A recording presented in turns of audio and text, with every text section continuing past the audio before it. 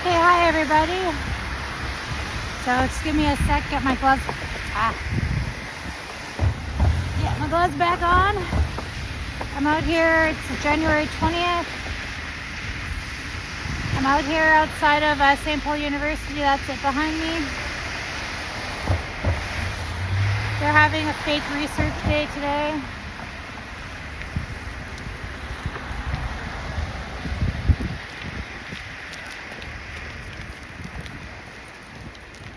As soon as I take my gloves off, I can't get anything out. Wow.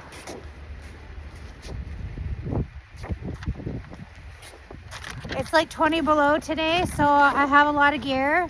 I've got like my really warmest jacket, and I've got like snow pants and like ski pants, and like under that is like lined leggings, like winter leggings. I've got kick-ass boots on with like that silver inside insulation stuff. It's very insulated, and I'm also wearing heated socks. Last year I had heated socks from the Amazon, and the batteries started acting up on me in the second season. So this year I got heated socks from the Costco, and so I'm hoping that those last more than one season. So this press release is posted on my channels, on my bat channels. This is my new sign. St. Paul University sabotages and erases First Nations research. So that's really relevant here today for Research Day. And on the back, it says St. Paul University teaches racism and genocide, which is what they're learning here. They're learning how to genocide First Nations by erasure, and those methods are also being applied to white people. There's a white genocide also happening.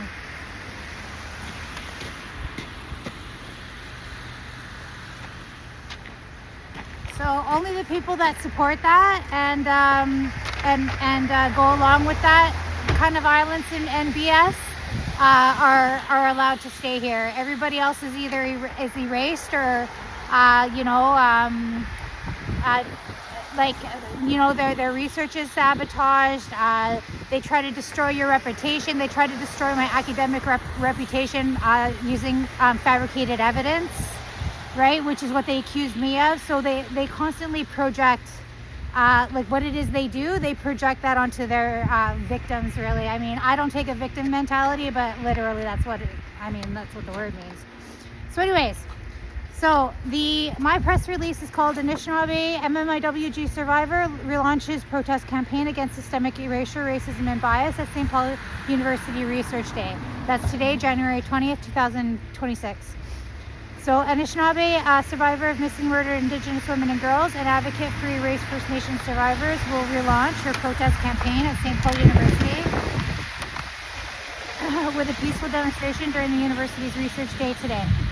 The protest will take place outside the main campus at 223 Main Street in Old Ottawa East, coinciding with the event from 9 a.m. to 4 p.m. in the multipurpose room. This relaunch marks a renewed commitment to the new year to challenge the university's ongoing practices of erasure, exclusion, dehumanization, and racism within the Faculty of Human Sciences and Philosophy and the Department of Social Innovation. So scams are not social innovation, chums. Research Day is promoted as a free open event featuring presentations on grant applications, research partnerships, and scholarly communication, including topics like AI and academia. However, the advocate argues that this event exemplifies SPU's hypocrisy, celebrating research while systematically sabotaging and erasing Indigenous scholarship, particularly that rooted in Anishinaabe ontologies and lived experiences of genocide survivors. The protest highlights how the university weaponizes concepts such as fascisms, resistances, and utopias to marginalize conservative perspectives and First Nations voices, framing them as threats while ignoring institutional colonial legacies. Since early 2025, the advocate has documented and protested multiple instances of discrimination at SPU, including arbitrary devaluation of Indigenous research under the guise of EDI, equity, diversity, and inclusion frameworks used as a pretext for bias, retaliatory administrative investigations and expulsions without due process, involving fabricated evidence from faculty members like Heather Eaton and Simon Tremblay-Pepin, resulting in advocates' removal from her PhD program in social innovation despite evidence of racism. Misuse of academic events, such as the Crit Cycle and conferences, to promote exclusionary narratives that label right-leaning ideologies as fascist, while dismissing Indigenous philosophies and survivor testimonies.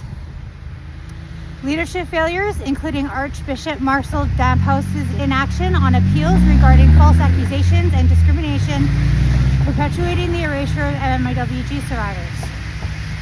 Financial exploitation, extracting nearly $15,000 in tuition from the advocate while delaying support and ultimately sabotaging her work.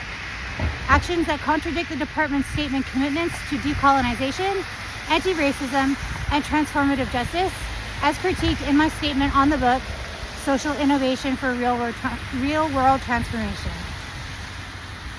These patterns underscore SPU's role in upholding colonial structures and institutional racism, transforming supposed centers of innovation into mechanisms of ideological harm and exclusion rather than empowerment. By protesting Research Day, the advocate aims to warn participants, protect prospective Indigenous scholars from similar exploitation, and demand accountability from the university. As an Anishinaabe MMIWG survivor repeatedly erased by SPU's racist and genocidal tactics, I am relaunching my campaign in this new year to expose how events like Research Day mask the university's true agenda, recruiting and exploiting students while silencing dissenting voices, especially those from First Nations. Said me, Dana Hickey. SPU claims to advance scholarly communication and innovation, yet it fabricates harm to punish complaints of bias and fails to live up to its own principles of equity. Attendees and the public deserve the full truth about this dangerous institution. The protest urges St. Paul University to commit to meaningful reconciliation, including an independent review of its policies on racism, bias, discrimination complaints, transparent disclosure of internal processes, and restitution for impacted students.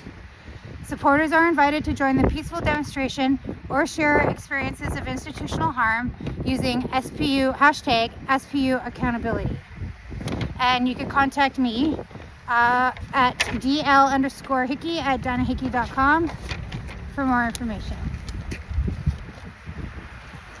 So that's the gist of today's protest.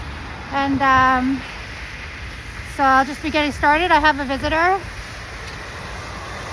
Hi. I'm simply curious. I've seen your sign before. I think that was you, and I just wasn't sure what it was about, so I just stopped to listen to what you're talking about. Did you catch some of that? Yeah? I caught most of it, I think. Yeah, so today is Research Day. They're doing a fake Research Day. Today is January 20th. So that's why I'm back to do my protest. So Dr. Aurélie Lacassagne was the dean of the Faculty of Human Sciences and Philosophy, and she recruited me to this institution, and she offered to supervise my PhD research. And she was on my committee for my master's research, and they recruited me here to sabotage my research and to put these 2 years of violence on me, which resulted in, after I complained of racism, eventually 2 fake investigations and eventually my expulsion. So Aurélie Lacassagne is one of the worst humans that I know. And so these are some of the things that are going on here. It's not the first time that this has been done to a First Nations PhD student. Basically, they expect you to, what happened is they erased the core of my research in the very last semester after 2 years of coursework. Instead of bringing any concerns they might have had with my research any time before then, they waited to the very last minute, and then they erased the core of my research and they rewrote it for me. Amanda Wilson did that. A non-Indigenous PhD here with tenure, and the reason that they get a person with tenure to do it is because even if we are successful in our complaints, theoretically, the people with tenure don't really pay any consequence. And so then after I complained of racism, there was a couple of these administrative complaints and eventually an expulsion. And so then basically they extracted $15,000 from me. They tried to like ruin my academic reputation by accusing me falsely of like academic fraud, and then they refused to, like, there was no due process in that process, and they just completely ignored my evidence. And so then, like, my PhD proposal is online. You can find it at ResearchGate, and it's authentic sources that are based on 2 years of work and authentic sources, and there's no way to show otherwise. So yeah, like I said, this kind of erasing the research and then rewriting it for them. And so then they've done that to many PhD students. And after they get, like, some of these First Nations PhDs, after they get their PhDs, like, they go, I guess they figure, like, they have to do what they have to do to get the degree, which is fake research. And not only is it fake research, but they have to take that fake research into their communities and put it on their people, okay? This is all, like, completely unethical, and in our view, like, forms of violence. I'm sorry, which program is this?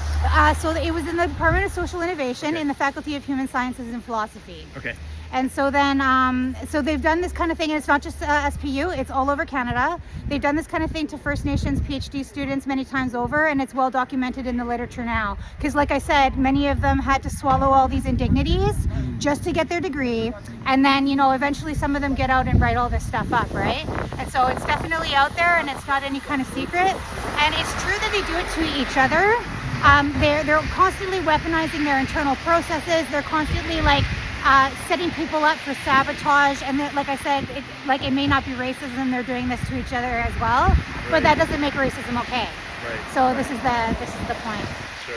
So Well, yeah, that's the gist of it. Sure. Well, I need to move on. It sounds difficult. I don't know much about it, but I thought it would be appropriate to stop and listen. Oh, for well, a thanks moment, so much. and No, I really I'll appreciate consider that. what you shared. Yeah, just so you know, it's all a scam and it's all fake. And this all this DEI stuff, like, Anishinaabe are 0.68% of the population, right? DEI is a scam. They're using it as a weapon to, like, arbitrarily target anyone for, you know, white people also are being targeted and excluded. And it's racism, I mean, by definition. And so then it's completely unethical. All these universities, see, the university model is not sustainable. And so starting with the foreign student program, like, decades ago now, it's exploitation. People die, and all these profs know that, but they have to run these scams in order to keep their fake jobs, and it's just one thing after another, and this DEI thing is the new weapon. So, you know, white people are very difficult to control. Not so much, like, I mean, younger people are easier, and definitely the people that are newer to Canada are easier to control. And so these are the mechanisms that they're using in order to, like, you know, like, try to sustain their model, which is, like, not even, I don't see a way for them to really survive. But I don't know, they've got a plan, and it's really stupid, and I think they get lost, and, like, some time ago they completely lost their way and they're delusional. Well, I need to go. I'll think about what you shared. That was an Ottawa bylaw car that just honked. I don't know if it had anything to do with you or not. I'm a regular around here. I I've protested seen you all before. summer. Yeah. Well, So think about what you shared. Have a blessed day. yeah, you too. Bye. So yeah, I have my handheld signs. Quickly show.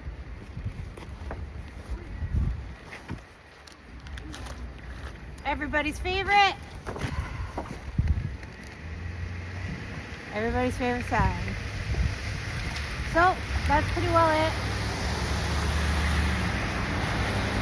I'm gonna stop the video for today and get on with my protest. Probably be here till about 4 or maybe a little bit after. And that's it. Thanks for watching.